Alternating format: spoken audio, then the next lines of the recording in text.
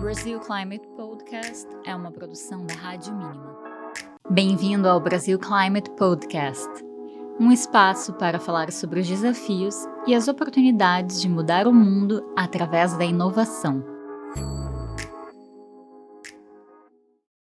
Hi everyone, welcome to the Brazil Climate Podcast. I'm Catarina. I just graduated from Columbia's Masters in Sustainable Development. I work with climate finance, and I'll be your host here today, together with Henrique. My name is Henrique Dantas. I'm a business consultant based in Brazil, and I work directly with CEOs and business leaders on their climate agenda. Pleasure to be here with you, Kata, and with Tyson White from Breakthrough Energy.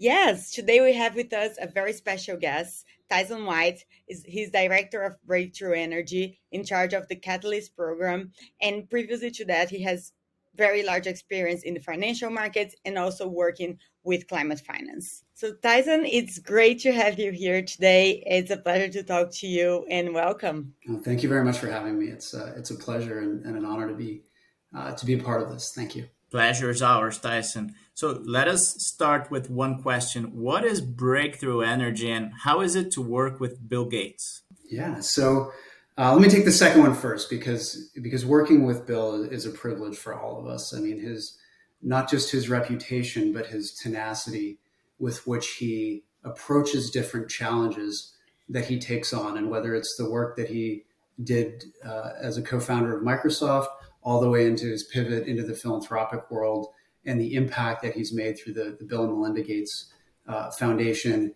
And then as us as beneficiaries of having a platform like Breakthrough Energy to be a part of. I mean, that there really is very few organizations that have the ability to impact change in such an important area as climate and decarbonization as we have the opportunity to work on. And again, all thanks to Bill, his reputation, but also the energy and intelligence with which he attacks this challenge. For Breakthrough Energy, I think very often from the outside, people look at it, they might know one part of our organization or another, but I think it's important to kind of consolidate what we are and what we're solving for, because a lot of the key initiatives and challenges that our program is trying to tackle do cut through different capital deployment platforms and different overlays that we have in-house. So with that said, at the highest level, what is Breakthrough Energy solving for? It's pretty simple. We're trying to make green cheaper than brown. And Bill has been the leader in coining the term and talking about the green premium that exists. And the green premium is one of the key reasons, one of the key challenges to getting climate technologies to scale and to market. So at the highest level, that's what our organization is focused on, is making green cheaper than brown, reducing green premium. And we do it in a way that I would highlight as 4 overlays and 3 capital deployment platforms. And all of those, again, in service of reducing the green premium, but also importantly, doing it in a way that accelerates the path of innovation. And again, innovation in our minds and certainly in Bill's focus area is key to everything that we do. So our 4 overlays, we have a policy and advocacy team that does incredible work, particularly in the United States and Europe. And that was one of the key initial pillars when Breakthrough Energy was stood up following the Paris Climate Accord. Secondly, we do have an analytics platform. We have climate scientists on staff, and we do different projects from time to time to sort of analyze different areas. We've done grid modeling exercises. We're working on a project right now on contrails. And again, it ensures that when we're going to market, we do have a team that continues to evaluate different climate science, different knowledge elements, so that we're informed when we're making investments, when we're making recommendations, and as we're engaging with others around the world who are also working on these challenges. The third is our partnerships effort. This is where I currently sit. And again, given the enormity of this challenge, 51 billion tons of greenhouse gas emissions to zero, that cannot be done alone.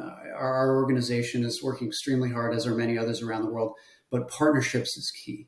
and really unlocking the superpowers that different entities around the world are working on, and their strengths, and making sure that they're coordinated and combined with our initiatives, and we're supporting theirs. So making sure that there's links to the outside world with what we're doing and connecting what they're doing with some of our initiatives as well. And the fourth is our comms effort, which is also an incredibly important part of this element. For Breakthrough Energy, we seek to be a model in some instances and a partner in some instances with other institutions that are doing work on climate. And our comms initiative is an incredibly important part of this, because what we're doing, we need to make sure the outside world is aware of. They can work with us directly. We're happy to share what we're doing with a very, very open perspective if it can help inform what another entity is trying to stand up, some of the initiatives they're going to market with. And we'll be very open. We'll share what we've done well, and we'll share where we've had challenges. And again, the comms effort, I think, is very important in terms of getting that word out. Secondly, we do have 3 capital deployment platforms, each solving for a different funding gap within the path of climate technology innovation, from very early stage R&D through company formation, and then through project and infrastructure scale. So at the very earliest stage, we have our Breakthrough Energy Fellows platform. And this is solving for a funding gap that exists at the stage of R&D. So these are companies, but companies that have not yet raised any kind of material equity. But they're in a corporate shell, largely doing their work at university labs around the world. And each company within that ecosystem must, at scale, have the ability to take out 0.5 gigaton of greenhouse gas emissions per year by 2050. So these are ambitious entrepreneurs. And we seek to finance them with grants to help them continuing the work that they're doing, even though much of it is at a very early stage, but help accelerate its path to where it can become viable. And by viable, we mean when it's ready to be truly put into a corporate shell that can start taking on equity investments. And this is where we naturally progress to the Breakthrough Energy Ventures platform. And this is the only for-profit part of our institution, and along with our policy and advocacy work, was one of the initial pillars of Breakthrough Energy. Again, that same high-level threshold, seeking to invest in companies that by 2050 have the ability to take out 0.5 gigaton of greenhouse gas emissions. And that can be either through mitigation or through adaptation. This platform has been tremendously successful. We have currently Breakthrough Energy Ventures 1, which is a little bit over $1 billion fund. Breakthrough Energy Ventures 2, also over $1 billion. We have a Breakthrough Energy Ventures Europe platform as well. And all of those funds have 20-year investment horizons, allowing these companies time to scale and go to market, given the enormity of the challenge many of them are approaching, and that patient capital. And we are also currently raising the Breakthrough Energy Ventures Select Fund. And this will be a later stage vehicle that will invest in some of the more mature companies. Some of them probably have gone through the Breakthrough Energy Ventures 1, 2, or Europe platforms, but much larger check sizes, much closer to liquidity events. And this would be a 10-year time horizon. And I think it's important to note, for the first time, this does open our platform to institutional investors as well. This is a very, very successful platform with well over 100 portfolio companies, all working on various technology pathways.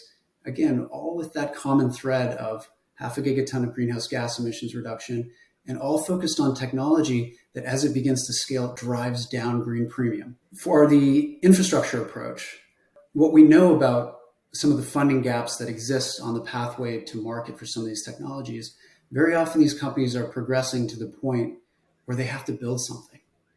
And very often it's quite large. This is not the next Google or Facebook or Amazon where they can iterate and code.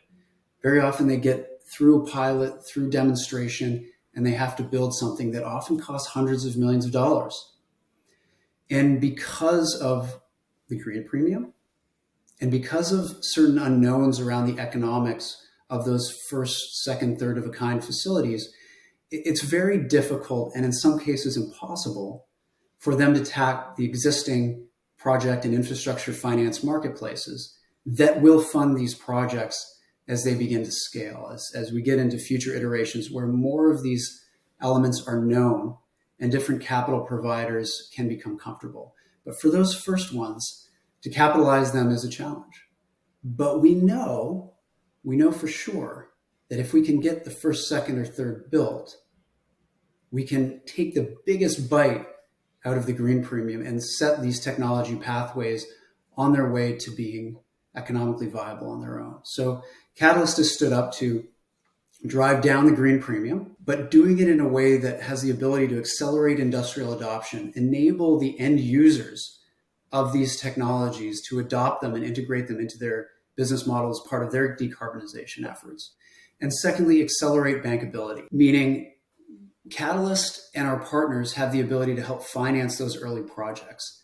But unless we're doing it in a way that advances the bankability of future iterations of this technology, then our intervention will fail, because the amount of capital required to build the infrastructure required for decarbonization exceeds what any one entity can do. So Catalyst, again, was stood up to advance those goals and work with partners to do it, both across government, across philanthropy, across corporations and individuals, each of them unlocking their own superpowers towards this decarbonization. So at the highest level, that is sort of an overview of Breakthrough Energy, our platform, and how we go to market.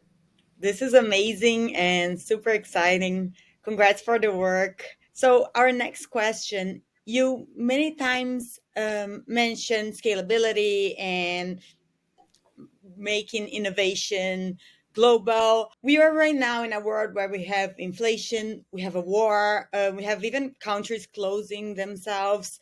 How do you think we can scale climate innovation in this world that we are right now?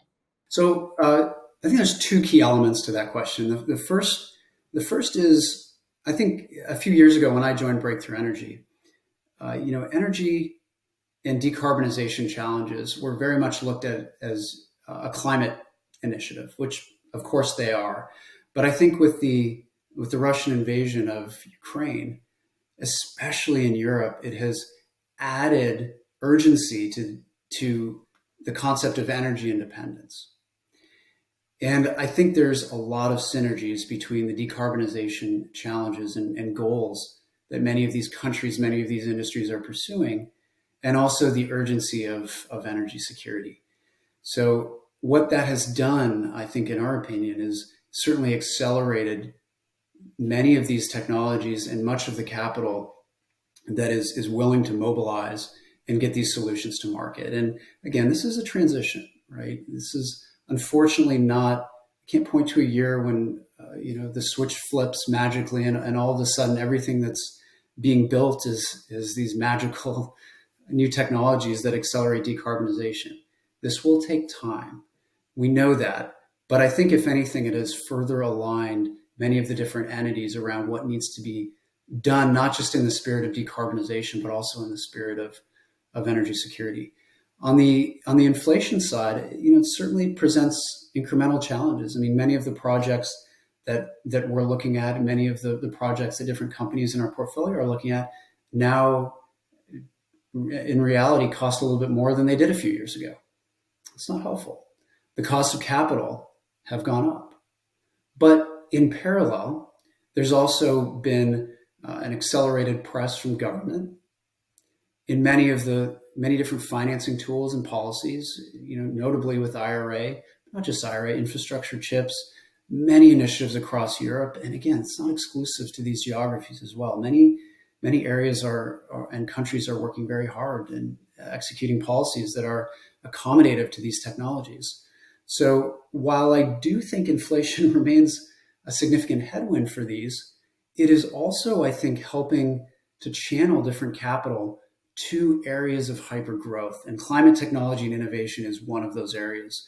So perhaps if more plain vanilla commercial real estate opportunities are becoming a little bit more challenging as rates have gone up, hopefully some capital, investable capital, will pivot towards areas of climate technology where there are different subsidies, there's different mechanisms. And as green premium reduces, many of these technologies are starting to be on the cusp of becoming economic as a standalone without some of these subsidies. So is inflation a good thing for these technologies? No, but you can approach certain elements of it with a silver lining, and it does stand out, certainly in my mind and certainly in Breakthrough Energy, as an investable area with tremendous growth, tremendous necessity.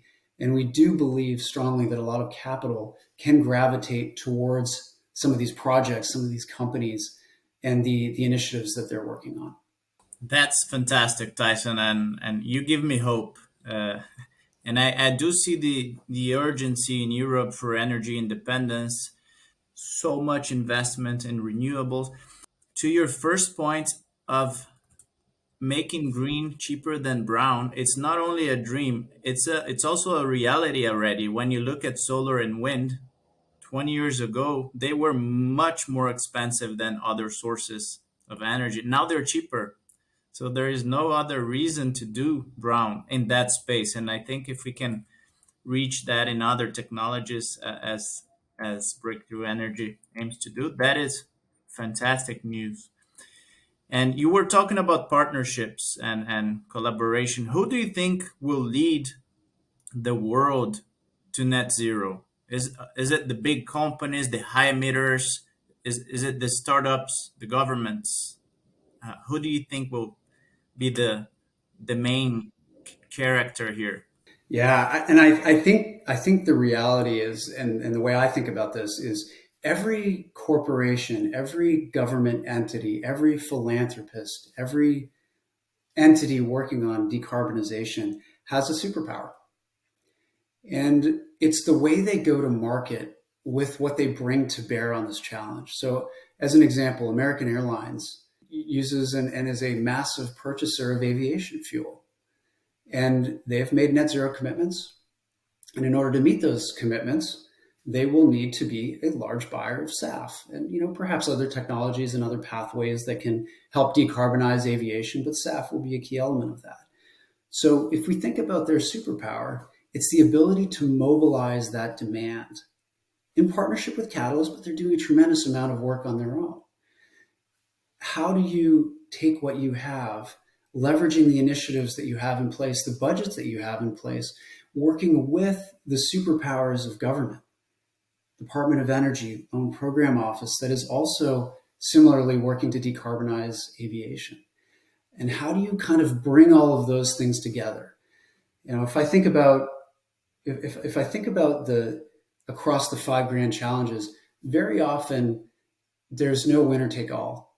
That element does not exist. There's no magical technology that will save us all. It will require the efforts of many, but it has to have an understanding of what each of these groups bring to bear on this challenge.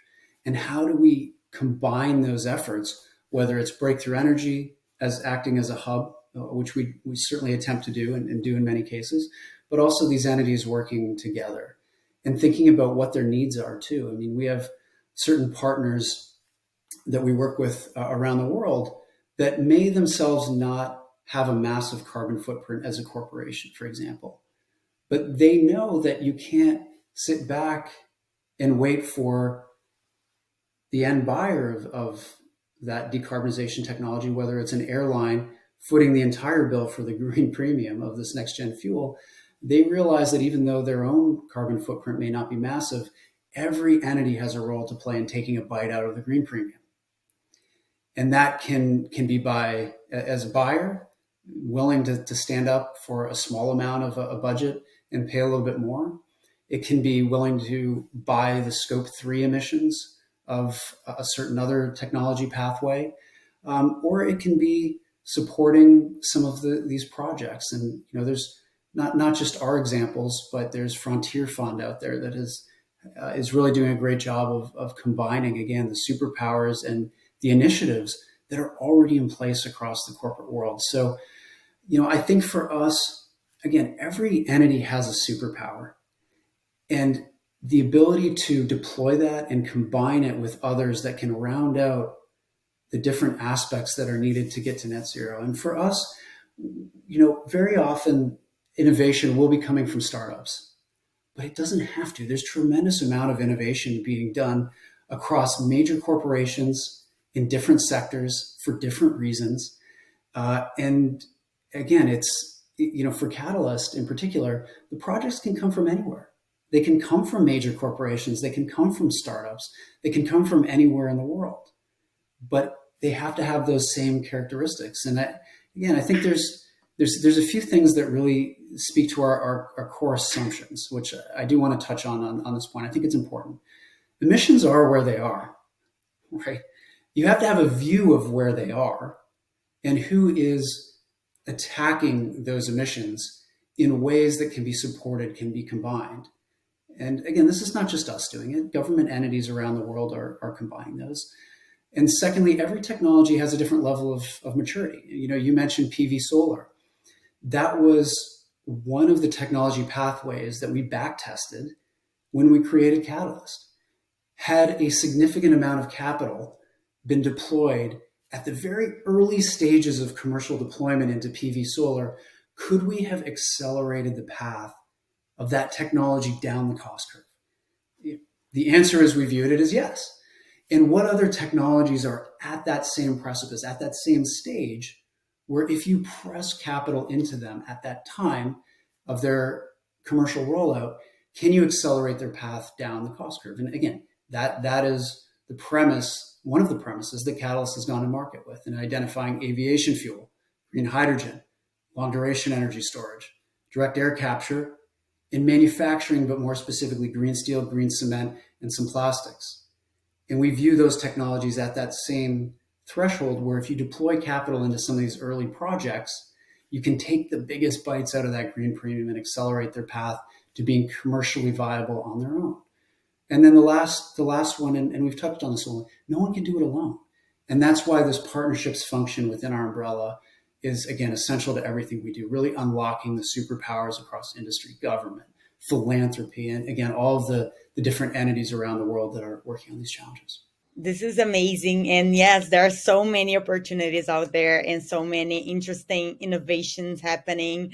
So to close this first part, actually, we wanted to ask you, from everything that you mentioned it and everything that you have seen, like hydrogen, like CCUS, we have sustainable aviation fuel that looks like it's a favorite of yours, and also green steel, green cement, etc.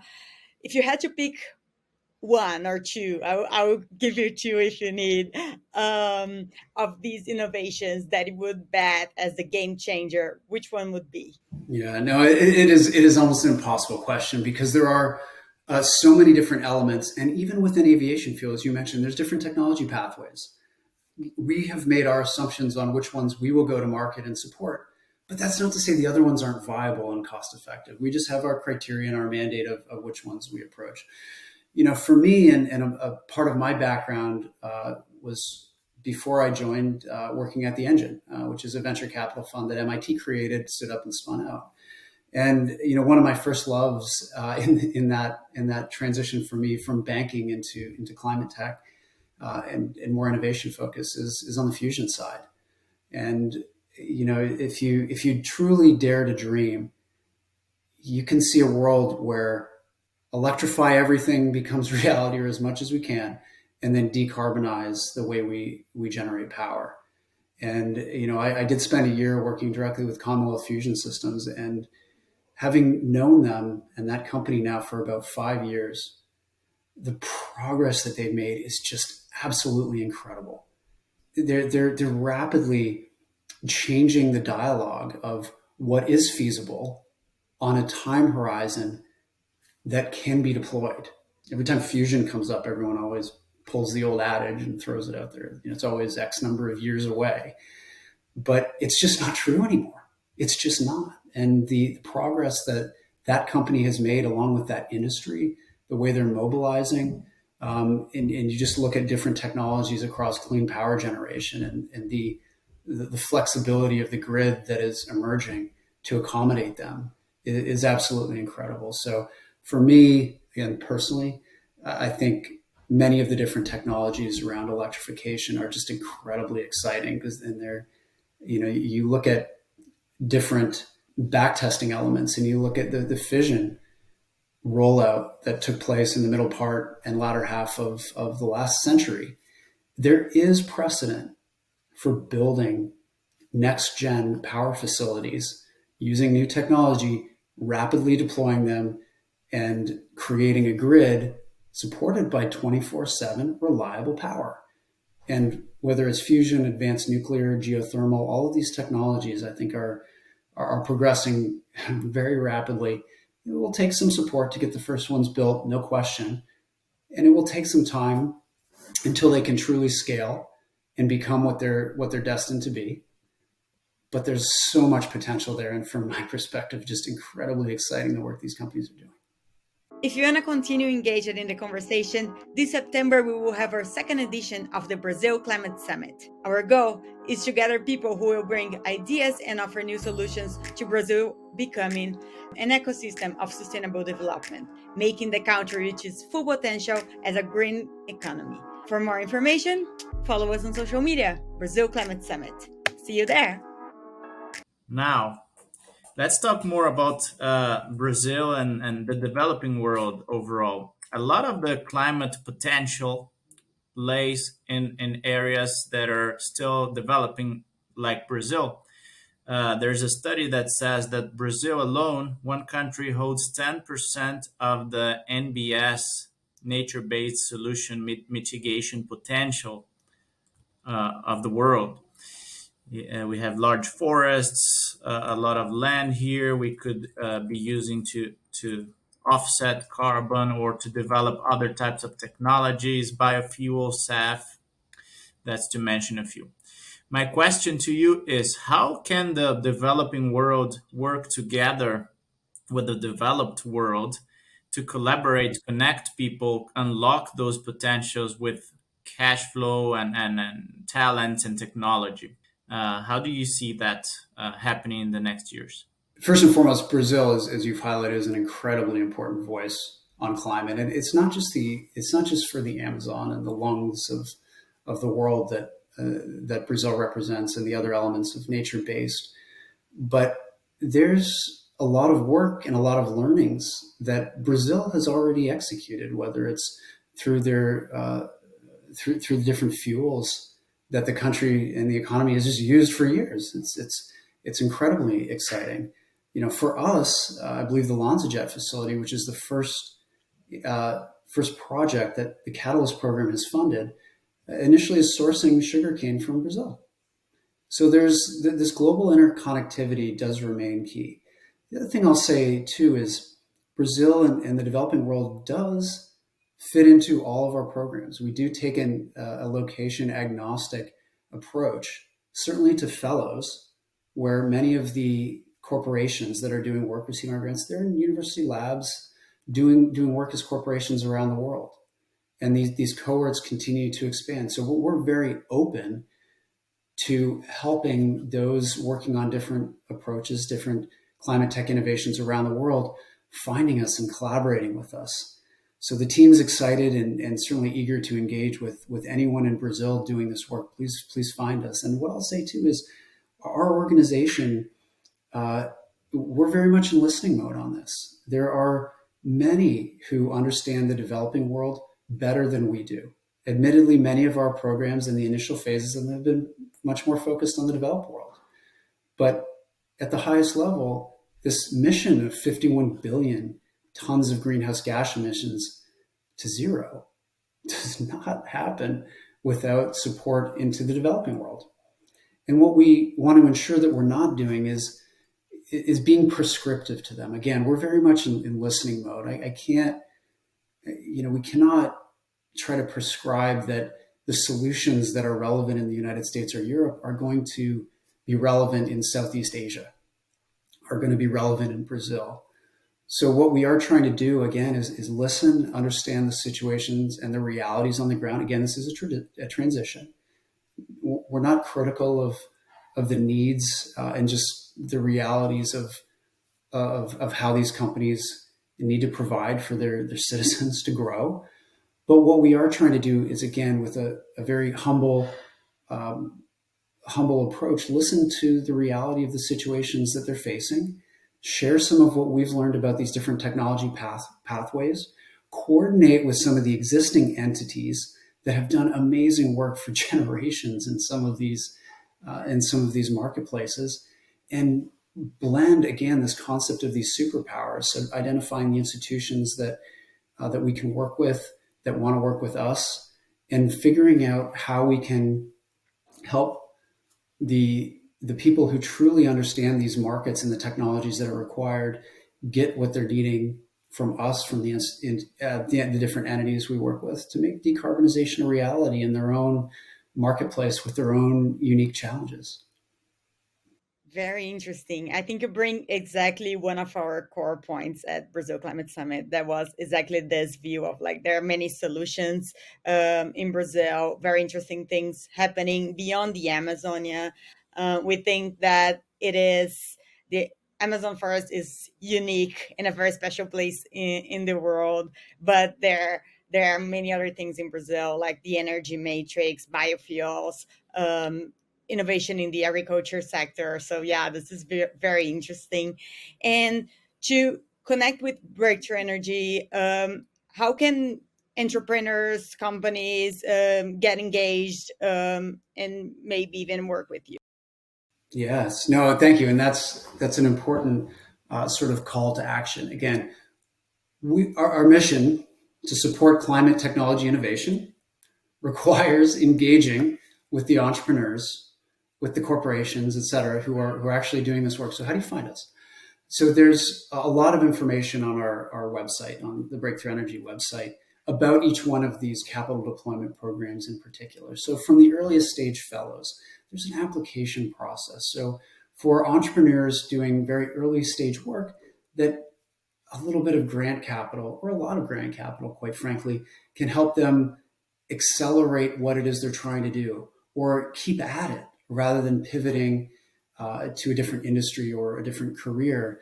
How do you kind of bridge that gap when there's R&D and you're still a little bit early to raise any kind of material equity because maybe the technology is not quite proven, maybe it's a theory, or maybe it's just something so interesting, but you don't quite know what the commercial application is yet. So for fellows, there's different cohorts. There's a lot of information on our website. The applications are on our website. And if there's further information, I mean, I'm always happy to be a resource myself and in helping anyone that is working on different technology navigate breakthrough energy. For ventures as well, again, this is a team that has incredible technical depth. I mean, countless PhDs on staff designed to not only work with the entrepreneurs to understand the technology that they're building, help them think through their business models, their go-to-market strategy, understand the true potential of these technologies and thinking through that 0.5 gigaton of greenhouse gas emission reduction potential, and understand the commercial pathways for this. So that technology, that investment platform for the early stage funds is looking to be a seed investor, a very early A round investor in some of these climate technology platforms that are being developed. So again, there's information on the website. We try not to be too hard to find, but we're always looking to have conversations, learn about what you're up to. And again, a portfolio now of, I believe, well over 100 companies. I think it's even over 110 now and growing. So I think as when Ventures was stood up, a massive fund, well over $1 billion in the first iteration. I think there was always a question of, is there enough innovation, enough corporate innovation being conducted? And the answer is absolutely. And it continues to just accelerate, and we continue to try to support it. And I think also for the Catalyst program, again, when this program was initially stood up, candidly, we had a focus more on the developed world, EU, US, and UK. And that's because at the time, that was where the most government support was. And the initial partnerships that we established with different government entities were there. This platform is now open to climate technology projects anywhere in the world. You can apply, you can reach out to the team via the website as well. I'm happy to be a resource as well. And there's information about the type of projects that they're looking for.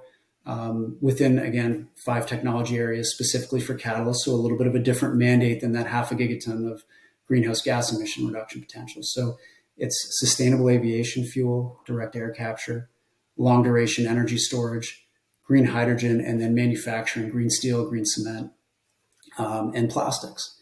And again, location agnostic. We are looking for the best projects with the best supporters that have the best feedstock and offtake contracts. Doesn't matter where they are. Doesn't matter where they are. And I think you will see, candidly, from Catalyst, the first projects that we fund are likely to be in the developed world. That's where our legacy momentum is. But we are open to analyzing, diligencing, and working with developers anywhere in the world. Thank you, Tyson. And so if you are an entrepreneur from Brazil or a scientist, or if you have any idea or a proven theory or a technology to be proven, do reach out to breakthroughenergy.org or just Google, you will find them.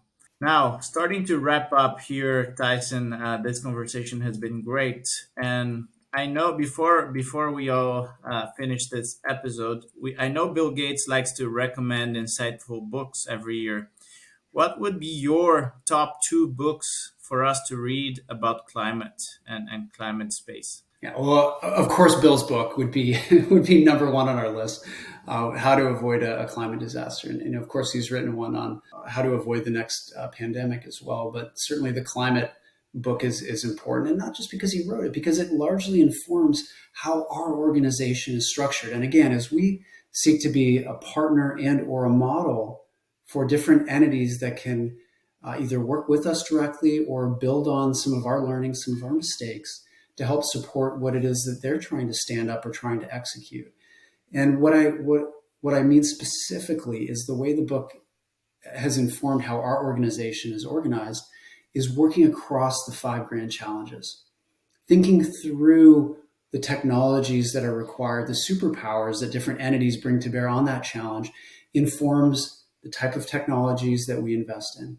It informs how our organization is structured to work with the leaders in each one of those verticals. It also informs how we think about what is in scope. What should we engage with? What is something that our platform truly has the ability to help and support versus others that may be very important, but we're not structured in a way to be the right counterparty to help accelerate its pathway to market. So for us, the book does very much inform how we think, how we operate.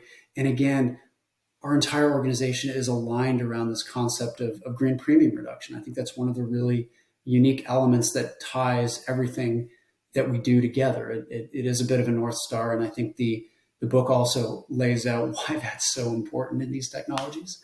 The second one, and Bill often refers to this in different talks, is How the World Really Works by Václav Smil. Whereas Bill's book is very optimistic, Václav Smil's book is optimistic, but very realistic about the enormity of the challenges that we face. And, I can recall reading it and your eyes just open wide in just the way it frames of just how big some of these challenges are, how ingrained some of these technologies are in our society. But it does also offer some elements of hope, because it does help us think through and stress test how we're organized. Are we really working on the right challenges? Are we working with the right partners to drive innovation into the areas where it's needed? So, that's certainly one where the way it describes each of these challenges through a historic lens, through a current lens, I think does continue to provide a tremendous amount of perspective on the challenges we face and the solutions that are required. Fantastic books. I actually just finished it, How the World Really Works. I have it right now here, I'm not lying.